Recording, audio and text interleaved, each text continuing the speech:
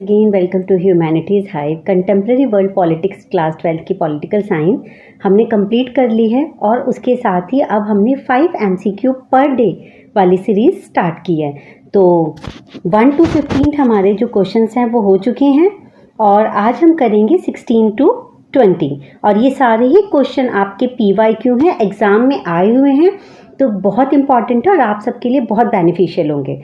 So your question number 16 is The ASEAN Way is a form of interaction that is formal, confrontationist, cooperative, provocative.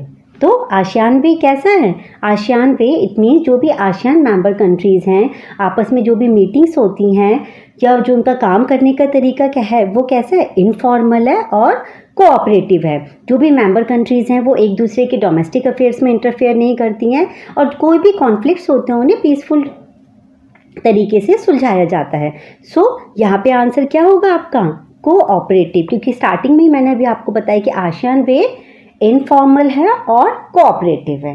Okay, question number 17, there was considerable unease in Indo US relations during the 1950s because Indo US relations की बात कर रहा है, वो भी 1950s की बात कर रहा है और यहाँ पे 4 ऑप्शन है और आपको मुझे लग रहा है 3 ऑप्शन ऐसे लगेंगे जो इसके आंसर हो सकते हैं। इंडिया ने नाम को स्टैब्लिश किया, इसका भी हो सकता है, मतलब मेन रीज़न हो कि भाई नाम क्यों बनाया, न्यूट्रल क्यों है।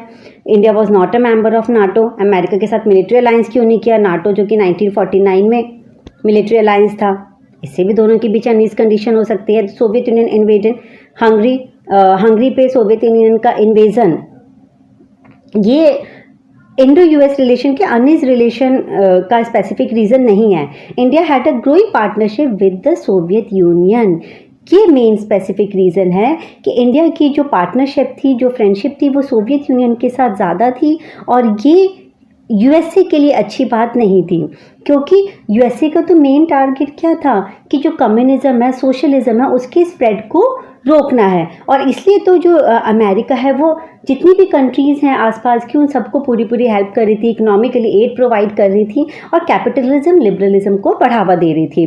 तो मेन जो रीज़न है Indo US relation during the 1950 जो उनके रिलेशन ख़राब हुए, उसके पीछे मेन रीज़न यही था, India had a growing partnership with the Soviet union.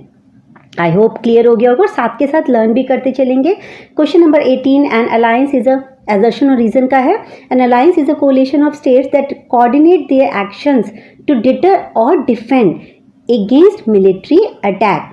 मतलब मिलिट्री अलायंस क्या होता है? जब बहुत सारी कंट्रीज आपस में अपने आप को सिक्योर करने के लिए, अटैक से डिफेंड करने के लिए, डिटरेंस के लिए एक दूसरे के साथ कोलेशन कर लेती हैं, मिलिट्री अलायंस कर लेती हैं और एक दूसरे को कोऑर्डिनेट करती हैं कि अगर एक कंट्री पे भी अटैक हुआ, ये सभी कंट्रीज मिलकर फिर उस जो दुश्मन देश है उस पर काउंटर अटैक करेंगे।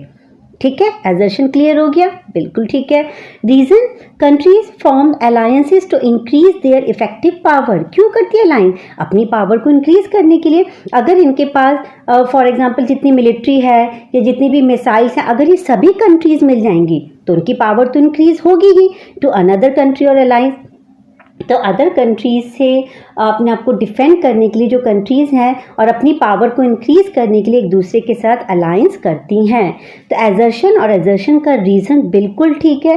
Both assertion A and reason are true and R is the correct explanation of the assertion A. So your question number 18 का जो आंसर है वो ए है। आज क्या बात है, सारे ए आंसर आ रहे हैं। Which one of the following is not considered as a new source of threat to security. जब मैंने चैप्टर पढ़ाया था तो आपको ट्रेडिशनल और non traditional threat to security दोनों कराए थे। अगर आप ओल्ड की बात करें, ट्रेडिशनल की बात करें तो उसमें वॉर, अटैक, सिविल वॉर ये सब था, और अगर नॉन ट्रेडिशनल की बात करें जो न्यू सोर्स ऑफ थ्रेट हैं तो उसमें terrorism, hijack of planes, use of drones, इसके अलावा बहुत सारे एपिडेमिक्स, डिजीज़, माइग्रेशन, पॉवर्टी, बहुत सारे नॉन ट्रेडिशनल में। तो इसमें पूछा है not considered as a new source of threat, तो आपका आंसर होगा डी, वॉर। क्यों? क्योंकि ये ट्रेडिशनल नोशन ऑफ सिक्योरिटी है। Question number 20, from the following options choose the set of states that belong to North East India only. ये सारे previous year paper में आ चुके हैं, ठीक है। आप ये मत सोचिएगा ये क्वेश्चन मैं अपनी तरफ से बना के ला रही हूँ। असम, मणिपुर, देखो छत्तीसगढ़ नॉर्थ ईस्ट स्टेट पूछा है, हो नहीं सकता। उसके बाद झारखंड, उत्तराखंड नॉर्थ में है, झारखंड इधर बिहार के साथ, ये भी नहीं हो सकता। महाराष्ट्र तो आपका बिल्कुल ही वेस्ट में है, तो यह आपका आंसर होगा बी, मणिपुर, त्रिपुरा, नागालैंड, मिजोरम, असम, अरुणाचल प्रदेश, ये सभी आपकी क्या हैं, नॉर्थ ईस्टर्न स्टेट्स हैं। ओके, तो मेरी सीरीज़ को जो 5 मिनट्स 5 MCQ की सीरीज़ है, प्लीज़ इसे लाइक करिए और शेयर करिए और प्लीज़ मेरे चैनल को सब्सक्राइब करिए। थैंक यू, बाय, पढ़ते रहिए।